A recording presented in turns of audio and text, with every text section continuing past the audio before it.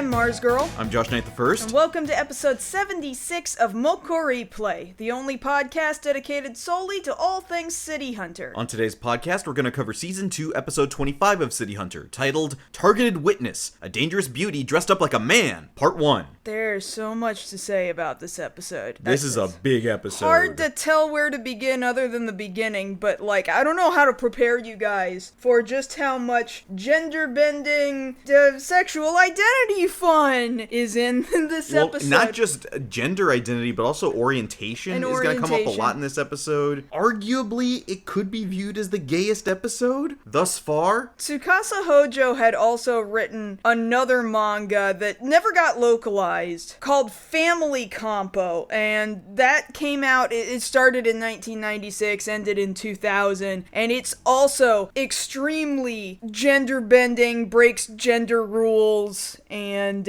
really tackles a lot of gender identity and sexual orientation. And a lot of people think that, while that manga that Hojo wrote can sometimes be a little problematic, it's also really pushing a lot of boundaries in it. And I feel like this particular episode of City Hunter is kind of proto that he did in Family Compo. Like, when you say pushing boundaries, do you mean in a progressive way, or how do you mean that? That's what I'm telling you, is that sometimes it's problematic and sometimes it's progressive. Like, it's unfortunately not perfect, but from what I hear from especially people who review LGBT content in anime and manga, it's disappointing to people that manga never got localized. And I feel like you kind of see that in the way this particular episode is presented as well. And I think that sometimes Hojo actually has some good progressive ideas that are unfortunately also commingling with some really bad regressive ideas. And most of that we're going to see this week, both the good and bad ideas, I can't say it's all centered around one person, because we're going to see a lot of questioning coming out of Ryo, and we're going to see seemingly a lot of acceptance coming out of Kaori, right, the way it looks. And yeah, there's a lot to cover, so we might as well just get right into the meat of this. So we start off the episode with Kaori meeting at a cafe with Sayako, who actually shouldn't even be here. We actually don't need to discuss her at all, but we're going to have to because she's here. So we're going to give her one line. Oh, this isn't about me. This is about the person at the next table. All right, I'm out. Great. We never have to mention Sayako again for the rest of the episode. Perfect. And so Kaori is introduced to our client for the week, who is going by the name of Keiichi Kashiwagi, seemingly an actor and apparent witness in a crime about drug smuggling. Was it smuggling, or was it just the doing of drugs? Well, they say smuggling there in the subtitles, but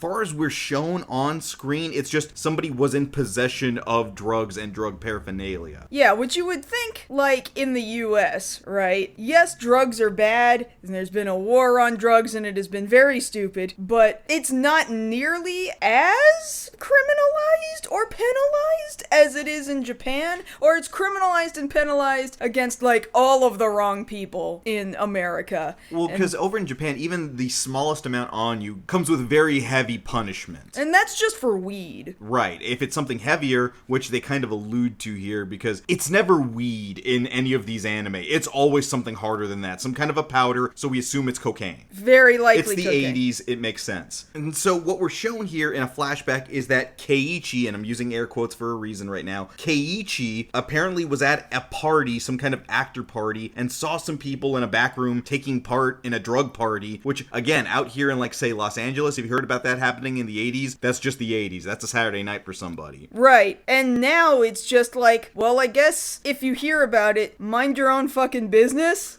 You mostly just leave it alone unless they are really causing problems. And see, the problem here for Keiichi is that they saw the drug party happening, somebody saw them see the drug party happening, and automatically thought, oh, this person's gonna snitch. So since then, Keiichi has had somebody trying to kill them for some time now, and so they need the help of City Hunter. And this is what I'm telling you, is that I feel like that's just so absurd that you're gonna get caught using drugs, and so to stop somebody from telling that you were using drugs, you're going to kill them. That escalation to me because seems... that shows you how much people want to avoid the penalties for it. That's true. That they'd rather kill somebody than be caught with the drugs, because it's probably easier on you. In Japan, I guess that's true. At least that's the impression we get from this. Right. And so it's told to Kaori that we only have to keep Keiichi safe for 6 days until the trial, and they can go testify, and it's just for these 6 days, so can you please help me out? And so, of course, Kaori's the one who is initially being told about the job, and like every other job, this has to be brought in front of Ryo. Now, unfortunately, because Keiichi is a dude, Ryo immediately says, no, we're not doing this. Oh, and In fact, he's just not even listening. He's pretending he hasn't heard any of this. And actually, I'm wrong. Sayako hasn't left just yet. She's about to leave right here. Because Sayako presents Ryo with a picture of somebody who looks exactly like Keiichi, but is feminine. And this is told to us that it is Keiko, Keiichi's quote-unquote twin sister, and that if you take the case, Ryo, you will have the ability to go out with her. She has agreed to this, so please go ahead and become a bodyguard for a couple of days. And now he's like, yeah, sure, why not? Let's go. Because initially, it's like, oh no, I don't want to do this. I don't deal with dudes. But then you see the picture, and Ryo flips, which is par for the course here in City Hunter. Right. It's just like the face that Ryo makes. His facial expression is a lot bigger than normal. Like, usually he's pretty happy, but this one was extremely happy. I guess he just thought that she was that pretty, and he's very excited because she's just so incredibly pretty. And wow, they look exactly the same as each other, even though Keiichi is a dude. It's explained away by them being twins, I guess. So. And see, at this point, it's worth noting that both Ryo and Kaori are reacting to these pictures or these people because Keiichi is here. Ryo thinks Keiichi is just some dude, doesn't really care about him, but when he sees a picture of Keiko, he's completely enamored. Kaori's the opposite. Seeing Keiichi, she's like, oh my god, he's such a pretty man. Oh my, I feel something. Yeah, it's really interesting that she is finding herself kind of physically attracted to him, and it's not the same kind of guy that she might usually kind of have these kind of feelings over. Certainly, he doesn't look like Ryo. Ryo is a much more masculine kind of dude. And you can see Keiichi has softer features for a good reason. And so once all this happens and Ryo says, oh, absolutely, I will totally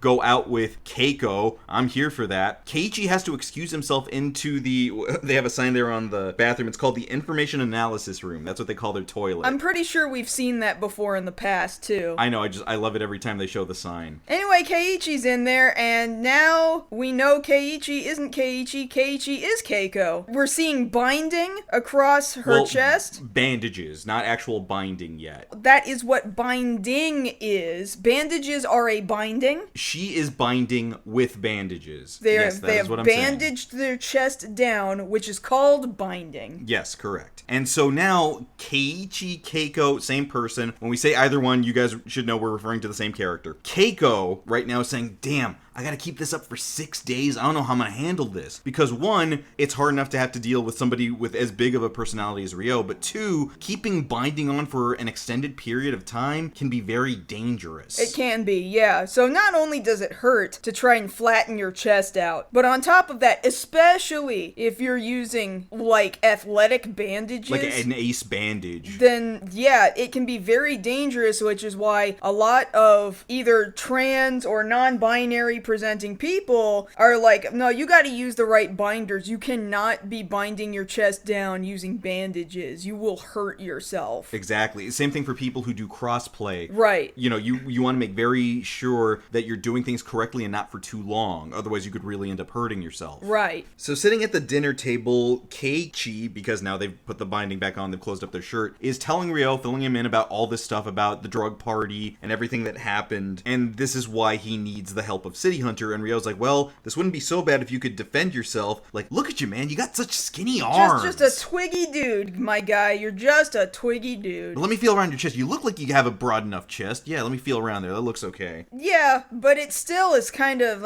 soft and tender for such a broad chest? I don't know. I don't understand. And he's not like trying to assault her because it's a woman and he's trying to grope up on her. Although really, he should be more like, hey, can I touch? Can I just see what we're working with here? Like that would be more appropriate. Like there's no boundaries here. No, there really aren't any boundaries. But since it is still a woman that he's doing this with, Keiichi throws a chair at him and then storms off. And so now we get into the bigger problems. It's bedtime, and unfortunately, the futon that the guest usually sleeps on is currently dirty and unusable, so now Keiichi will have to share a bed with Ryo. Which Keiichi's not thrilled with, because Keiichi's not actually a man, and is not comfortable sleeping with a man. So Ryo is like, well, what are you gonna do, sleep with Kaori? Oh yes, that is actually exactly what I would prefer. And that just hangs in the air for a second, while Kaori turns beet red, and she is not saying no. No, she's embarrassed and nervous, but it's not a no. But regardless, Ryo is like, well, this is not happening. You're staying here. You're gonna get changed in here. And Kaori goes ahead and leaves the room. She excuses herself. But she's like, oh, I might have missed out on a good opportunity here. So, right here in front of Ryo, Kaori's like, I might have hit it. Yeah. And see, if you look at Kaori's face when they shut the door, the art direction in this episode, especially for Kaori, looks very different. Like, she looks like she jumped out of Eiso Nerae. Aim for the ace. I would definitely believe that the director for this episode is a different director than they usually use, and he's got maybe history on some other kind of anime that looks more like that or something. Because, yeah, Kaori, I strongly feel like this episode, especially more so than anybody else in the episode, looks more feminine or just kind of in general more cartoony. Would we say more shoujo? A little more shoujo, maybe? Yeah. They're definitely the facial structure of a shoujo manga. They're trying not to masculine her up all too much, despite the fact that there are lots of jokes that come at her expense. Especially in this episode. Yeah, that's what I'm saying, is in this episode. And so now that Kaori has turned beet red and Ryo's like, what are you so happy about? And she's like, shut up! Now it's time for bed. Keiichi has to excuse himself to go change in the bathroom because hell no, he's not going to give away his secret or her secret in front of Ryo. Comes back in these oversized pajamas, and unfortunately Ryo is just there in his boxers. Ryo's not really thinking anything of it. He's not thinking, oh, I took off my pants to get with this person. He's thinking, I took off my pants and I'm in my boxers because this is how I sleep. And I'm just a dude. Yeah. And I'm sleeping next to another dude, which I'm already not thrilled by, but he starts questioning Keiichi like, hey man, how come you're not in your boxers, man? How come you didn't just change in front of me? Are you not comfortable with that? That's a weird thing for dudes to just not be comfortable with just taking their clothes off in front of each other. That's just really weird, man. But whatever, I'm gonna turn the light off. Let's get some sleep. And this is already going to be an issue because Ryo apparently is a very unsettled sleeper. He moves around a lot. He talks in his sleep. He's perverted in his sleep. He's already dreaming of Keiko in his sleep, and he's still not really aware that Keiichi is Keiko. And I just think this is really interesting because we had to question for a second,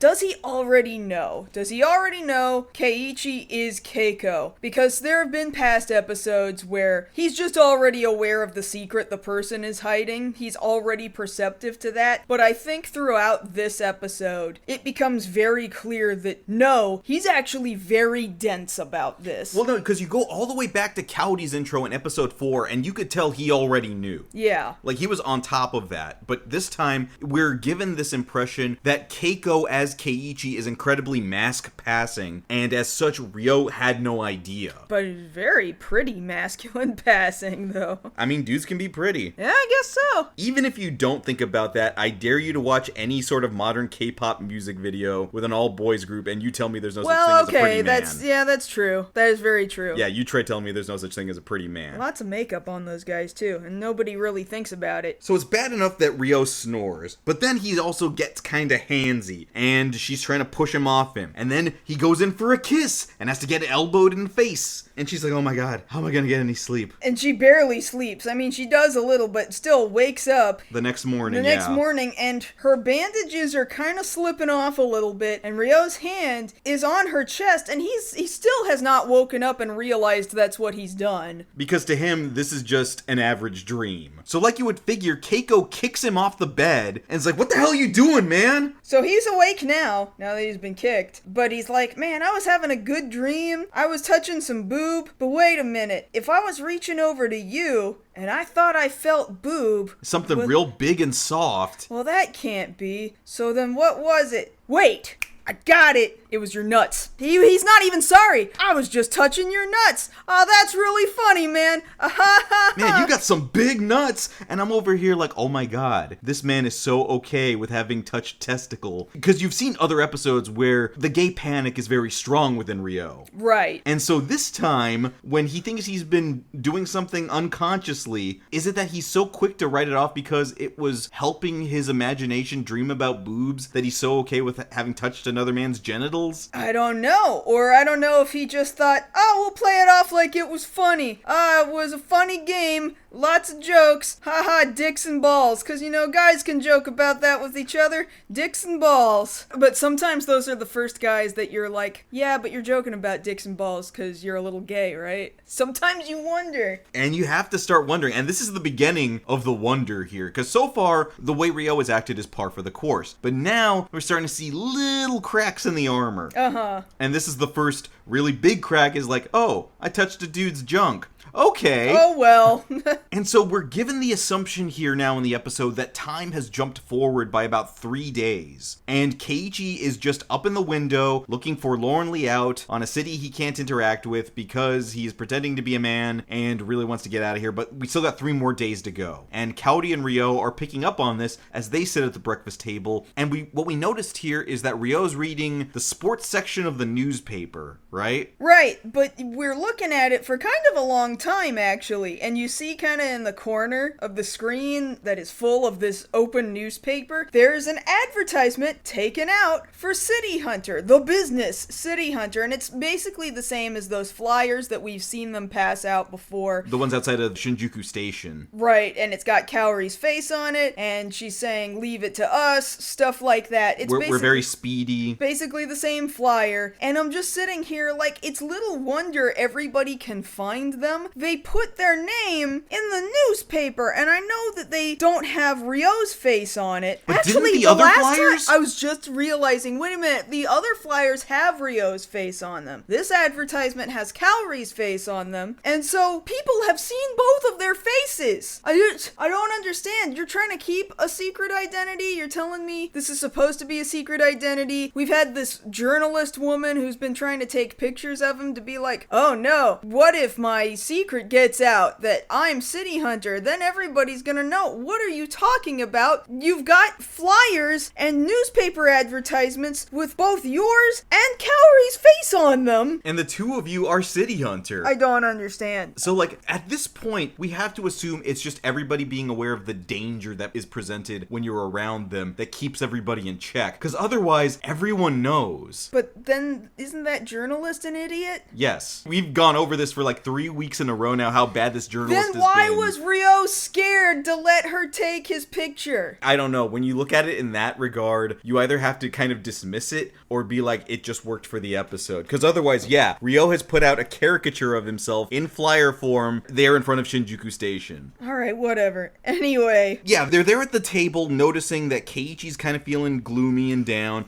And so Kaori suggests to Ryo, hey, go take him out on the town for a bit. And Ryo's like, no, that'd be gay. I mean, really, it's more like, well, I can't take another guy out with me on my dates with girls. And Kaori's like, well, look, it's still a client. You would do this with a female client. He's like, no, that's pretty gay. And Kaori's like, all right, fine, I'll do it. Hey, Keiichi, would you like to go shopping with me? And Keiichi's like, yes, but Ryo is like, no, you can't. And you think for a second, he just doesn't want Kaori to go out with this person because Kaori might be kind of interested in Keiichi, which is still kind of a shitty thing to do to a person. That's part of it, at the very least. But then he turns around and says, you two can only go out if Keiichi dresses like a woman. You mean the person who is a woman who's trying to dress like a man to be undercover? Now you want her? You want them. Let's go with them. To blow their cover because you don't know that is their cover. Oh man. And then on top of that, it's the person that you know So 3 days ago, I'm assuming it was the first night, the person 3 days ago you thought you touched their balls, now you want them to dress up as a woman. And this was your idea. Ryo's got some questions he needs to be asking himself. And he kind of does start asking in a little bit. Because,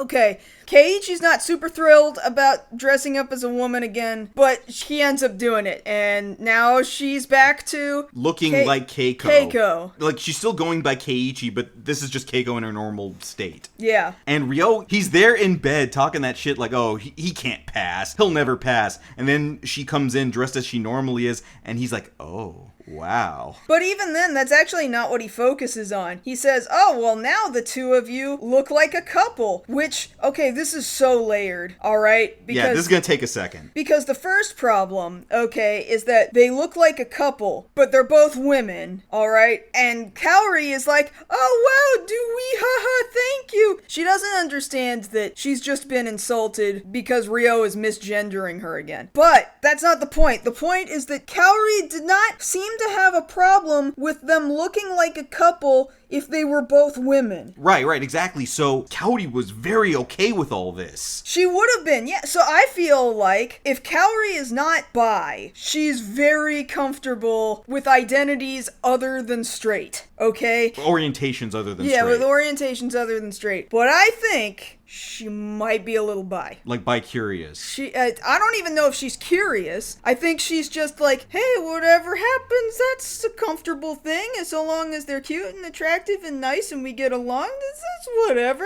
But unfortunately, this nice moment that Kaori is having, because she looks really happy right now, yeah, is immediately crushed when she realizes, oh, wait a minute. It's because Ryo's saying Keiichi's presenting as a woman, and he always says, I present as a dude. That's why he says perfect couple. He's being an ass. So she has to hit him with an angry hammer. Specifically a hammer that says anger on it. And she's like, well, screw this, we're going out anyway. And Keiichi is kind of worried a little bit, like, are you sure we're gonna be able to handle this? And she says to Keiichi, don't worry about it. When I need to be, I can be stronger than Ryo. Which is basically what we've already known. Yeah, she can kick his ass, but it only happens in certain moments, and it just reminded me of Who Framed Roger Rabbit. Like, Eddie asking Roger, wait a minute, you could have gotten out of these handcuffs the whole time? And Roger replies with, no, only when it's funny. Exactly. Kaori can be stronger only when it's funny. And so that's them heading off on the date, and we'll catch up with them in a second, but now we need to psychoanalyze the hell out of Ryo because Ryo is by himself now. And he's having a whole ass conversation with himself, and he's questioning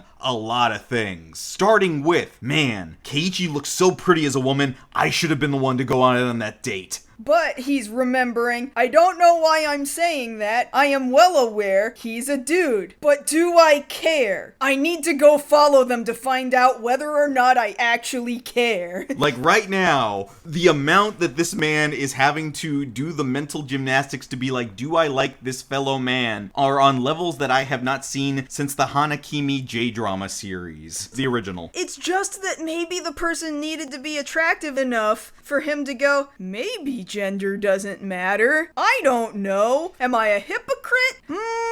I don't know. So now back to the date, right? Kaori and Keiichi Keiko are out on this date. They're, window shopping. They're looking around at a lot of things. And Kaori is just over the moon right now. She's saying to herself, oh my god, it's just two girls out on a date. Nobody seems to care. It's amazing. Like, she's happy right now with this idea. She's really saying, oh, this really is a date, isn't it? Even though we're gonna look like two girls or whatever.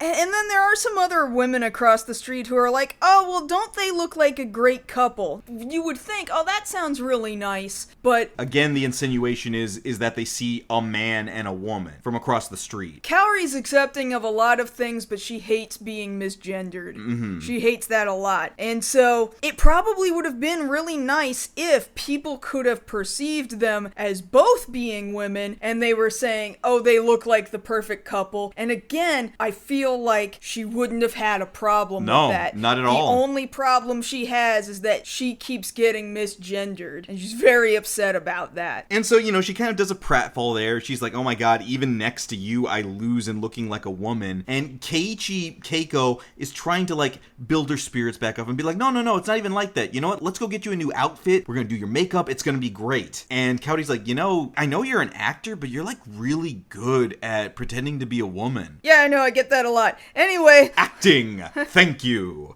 And they do. They pick out some clothes. But they don't realize they've been spotted by a scary dude in an alley with a hat and a trench coat. That seems bad. But we don't know who this guy is, other than we're just assuming he is one of the guys who's like, you saw us with the drugs and now you're gonna die. Haha. I guess. But anyway, now they're at the department store. Buying clothes. Here's some clothes. Wouldn't you look good in these clothes? Man, you're really good at this. Oh, really? I get that a lot. Anyway, let's look at some other clothes. And see, here is the first case of something we think didn't quite come across in the subtitles, is that there's this thing that happens a lot in Japanese media when someone, usually a woman, is pretending to be a man, is the difference in how you refer to yourself. Well, okay, there are different words to use for yourself when you are talking about your gender. Like, when we say I, we just have I. Okay? When referring to me, myself, none of those words are gendered in English. That is not true in Japanese. Watashi is mostly neutral and yet at the same time can lean feminine for I, myself. But then ore,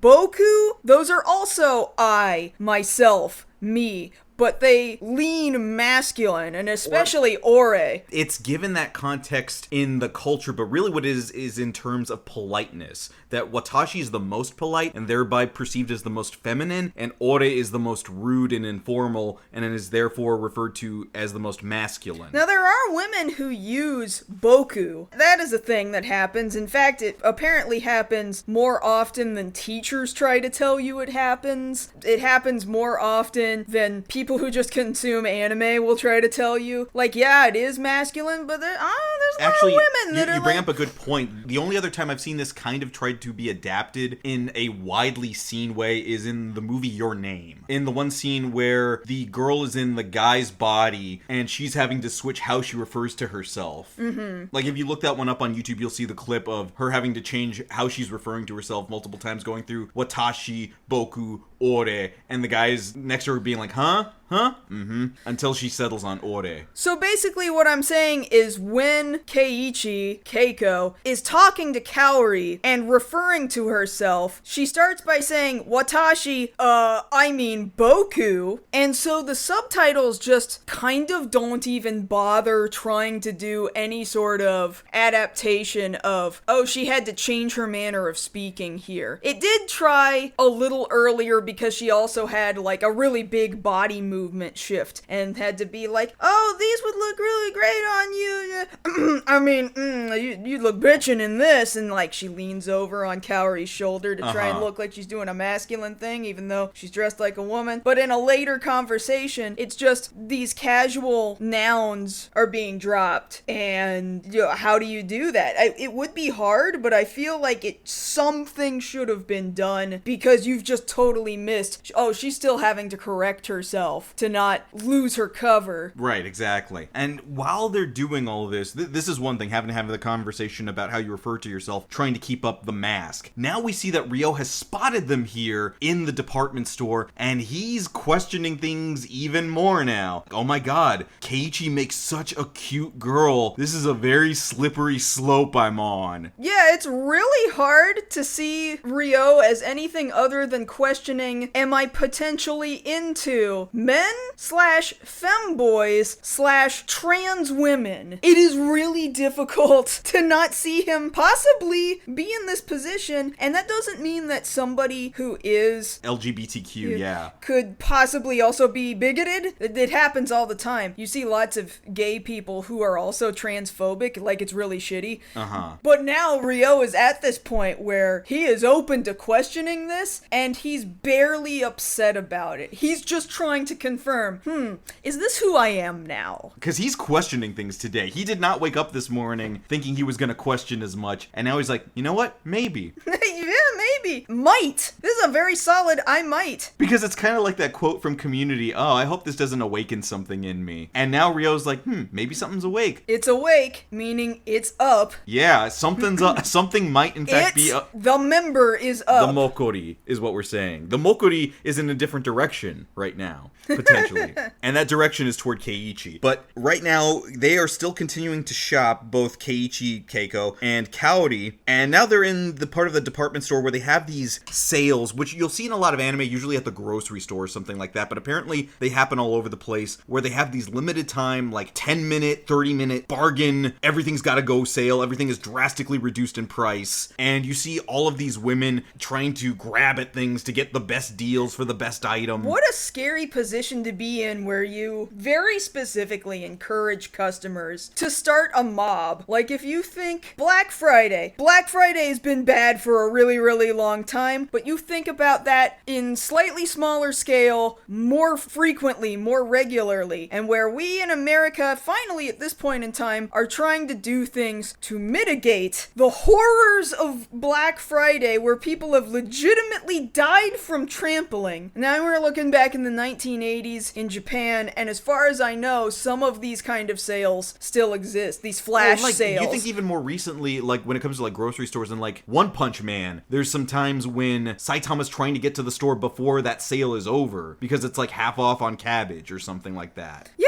people go into a big fiendish rush over these really blitz sales for food that's about to go bad at the end of the night or something. Like, this is still a thing. Like, how bad do you need green onion? How bad do you need half off half off panties I can understand because women's underwear is grossly overpriced. It really is. Especially bras, okay? Bras are so... It doesn't make any sense. But anyway, I'm just saying, is it worth it? I guess it's worth it for the business. If this is exciting people enough, you don't care if they murder each other. They're gonna come back anyway. And so you bring up here, people dying over these things sometimes happens, right? But it turns out this particular time, someone wants someone to get murdered. Someone could legitimately get actual murdered on actual purpose. Because we see here that the dude who announced the sale is one of the bad people. How do we know? Because he made that face. What face? The hey face. Yeah, because he's like, come on over and buy these shirts.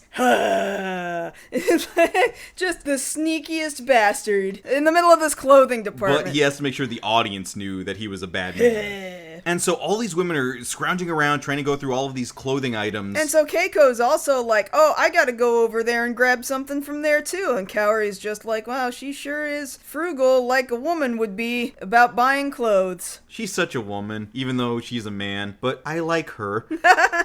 And so all these women, including Keiko, are at this bin of clothing, and then all of a sudden everybody feels like their butt got grabbed. Because their butts got grabbed. All of the women, all their butts have been grabbed. It's Ryo, because we knew he was around the corner, and he's playing his own personal version of Pokemon Go. Gotta grab them all. I mean, that's what the subtitles are doing. And mind you, it's too early for Pokemon, for gotta catch them all, but I still think that the subtitle was pretty apt. I thought that was pretty good. But so all the women have run off screaming, because Ryo has been there assaulting women again. Good job, buddy. But Kaori tries to chastise him, like, what the hell are you doing? You're doing this in public? The hell's wrong with you, man? You mean like I always do? No, but this time there's a reason. This is usually an argument we make. It's not even an argument. It just seems to be reality, right? That I don't think he's not a pervert. No, he is a pervert. And I don't think he wouldn't just randomly assault women. But this time there was a point. This time will be different. And this happens sometimes. So he specifically says, I was grabbing ass because there's a grenade in these clothes, and if I didn't grab their asses to scare them off, they would have all exploded and died. Because sure enough, uncovering a piece of clothing there, we see, in fact, at the bottom of the bin, there is a grenade with a pin with rope attached to it to different articles of clothing that the person at the table who set this whole thing together was hoping would happen, is that Keiko would either be the person who pulled the pin or be next to the person who pulled the pin, and they would set off the grenade, everybody would have died, there would have been a ton of collateral damage, but the important thing for that bad person would be that Keiko would be dead and therefore not able to testify in the court case. And so literally, Rio was grabbing ass to save lives. Like, that's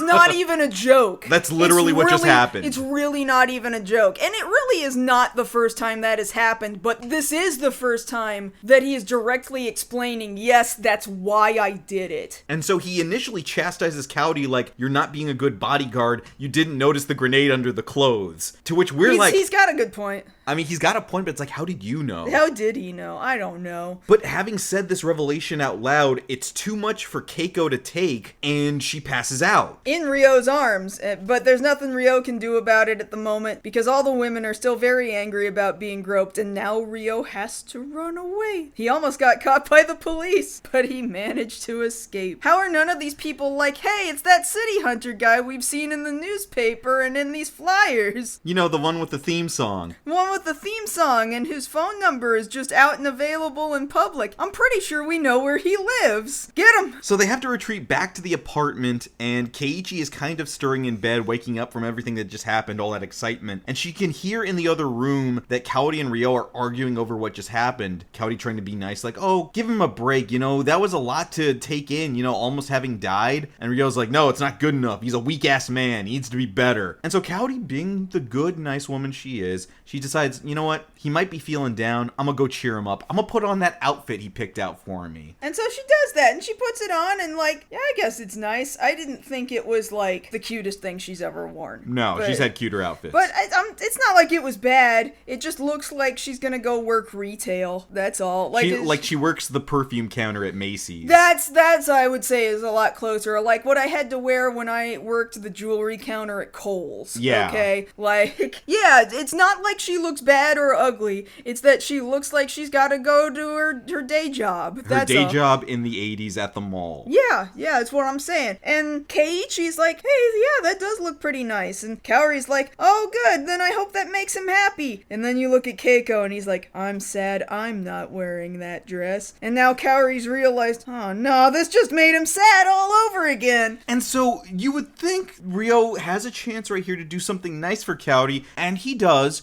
in the most backhanded way possible. He busts through the door and is like, hey, Keiichi, the hell's wrong with you? Kaori is trying her damnedest to try and look sexy for you when she's not. She's using all of the sex appeal she does not have to make you smile. She has no sex appeal whatsoever. So you better respect the fact that she's trying to do so much with so little. What the fuck, man? Like, you remember, this reminded me of the hero Yoshihiko when he was trying to talk about the princess in that one who he didn't find attractive. Yeah, so what if she looks like a pig? So what if she is absolutely butt ugly? Do absolutely butt ugly people not deserve love?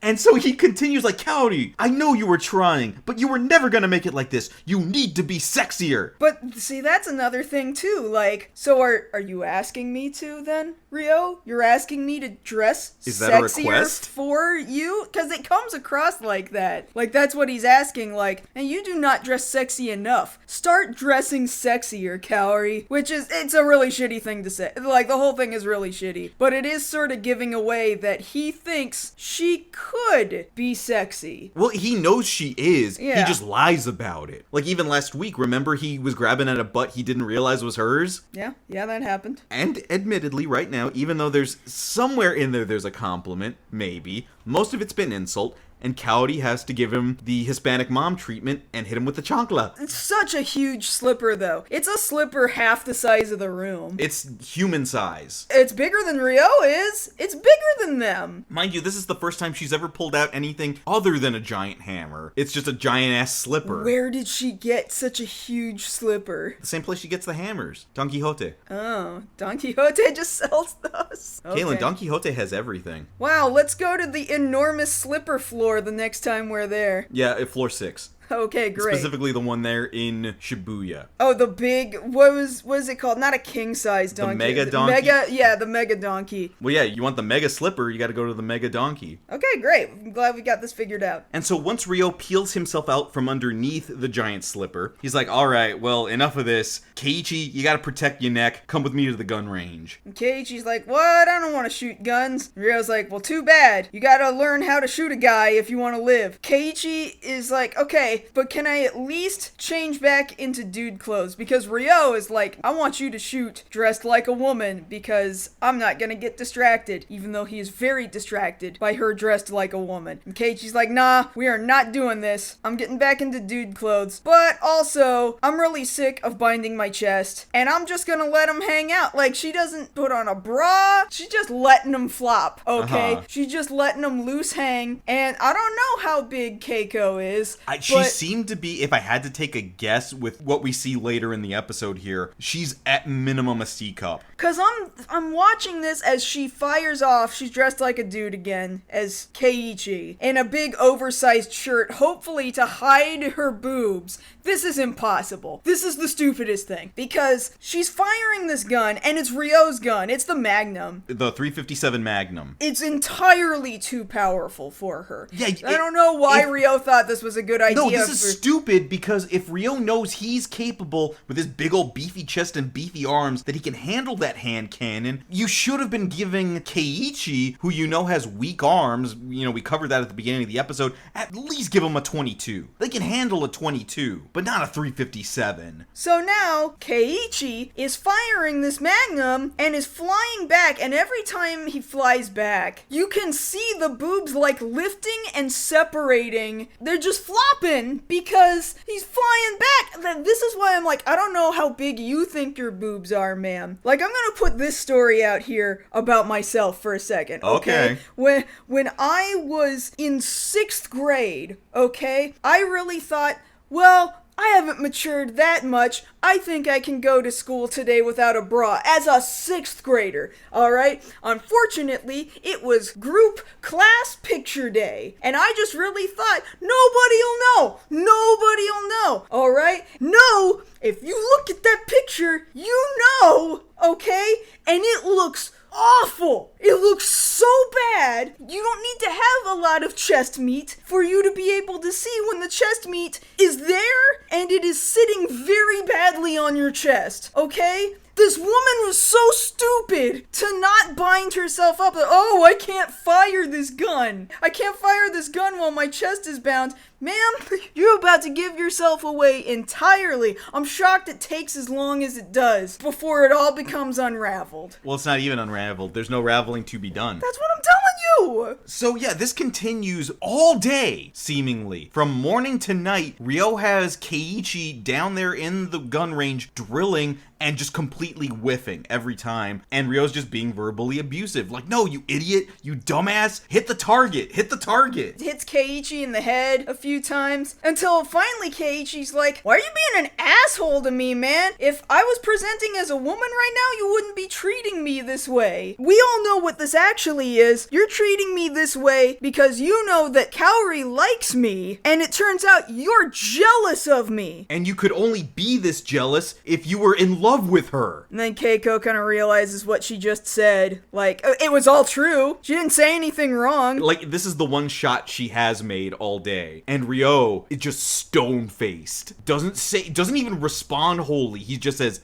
just shoot. Making Keiko go, oh, then I was right, sweet. So, yeah, we all know, but almost nobody, like, really directly confronts Ryo about it, and Ryo just sorta confirmed, yeah, I love Kaori, what the fuck? Keep shooting, you motherfucker. That's basically what it comes across like. That's the energy right there. He hasn't been called on this in a while. The last time we had any sort of confirmation of how he felt about Kaori was back in the Amnesia episode, like, several weeks ago, right? Right. And so this is the first time in a while that it's come up to the surface again. No, he's in love. He is absolutely in love with Kaori. On top of the fact that he does not know how attracted he is to Keiichi right now. Yeah, it's very confusing. But it's only after all of this that Keiichi does realize, well, I was yelling at him just now, but he has been catching me every time I've been missing these shots because this gun is blowing me back. So it's not like Ryo is totally not looking out for me. He is being a little considerate. And so finally, knowing that and having that confidence, Keiichi gets off one shot that finally hits the target, and it's not even a super great shot, although it is kind of in an area where like maybe it would have gotten you in the kidney or something. That's still considered a kill shot. I guess, yeah, that might kill a person, so okay. There, you got it on the target. Good job. And Ryo even comments on the fact that, alright, you did a good job, and also, yes, I'm catching you. If anything bad were to happen to you, it would make Kaori sad. Oh no! So even if Kaori ended up picking Keiichi, Ryo was just concerned with her happiness. Ryo would probably be upset about it, but, like, so long as Kaori's happy, I guess. It's a weird thing to admit, but he just put it out there. And so finally Ryo is saying to Keiichi, alright, that's good enough. You finally hit the target. Go ahead, put the gun away, clean it up, replace the ammunition, and we'll go ahead and head back upstairs. And Keiichi forgets that, okay, did I fire 5 shots or 6? Well, I'm pretty sure there's no more bullets in this gun. What if I just pull the trigger to find out? The dumbest. Just absolutely no gun safety. No trigger discipline at all whatsoever. Just fires straight up into the ceiling, which actually hits a water pipe. And now there's water just pouring. Oh, you see where this is going. You know what's happening. You guys have seen anime. Getting all wet. Oh no. Thank God the main, like the water main, like you can just turn. The shutoff valve was down there. The valve is just down there. Thank God it's just right there. And Ryo doesn't have to go run upstairs to turn something off. And he's like, oh, look what you did. Here, take a towel, dry off, and what are those? We see nipples and everything in this drawing right and here. those are at least C cups. At least. Right. And Ryo finally pieces it together. Wait a minute. You're female? So, like, yeah, like, I had been curious, like I said at the beginning. Does Ryo know the whole time or not? No, he really whiffed this one. He was completely convinced the entire episode that Keiichi was a dude and just happened to be pretty enough to possibly give him a boner. But now he's gonna excuse it like, oh, no, I didn't have any conflicting feelings. It meant I was straight the whole time. Like, that's totally where this is gonna go. It's gonna be really shitty, but... Yeah, like, we're here at the end of the episode, and now that we're seeing the episode preview, we see, oh, then it's business as usual next week, because I just get to continue being the pervert I am. It's very unfortunate, but, man, this episode gives us a lot of insight into who Ryo might actually be if he stopped being an asshole for about 5 minutes and actually contemplated, how do I actually feel about people? Yeah, exactly. And we can see that Kaori, if she has thought about it, maybe even a little, she's pretty okay with a lot of things. Kaori isn't straight. I'm telling you, Kaori's not straight. No, Kaori is at least bi. Yeah, bi if not pan. Yeah, and you know what? Good on her. She's not nearly the bigot that Ryo is, and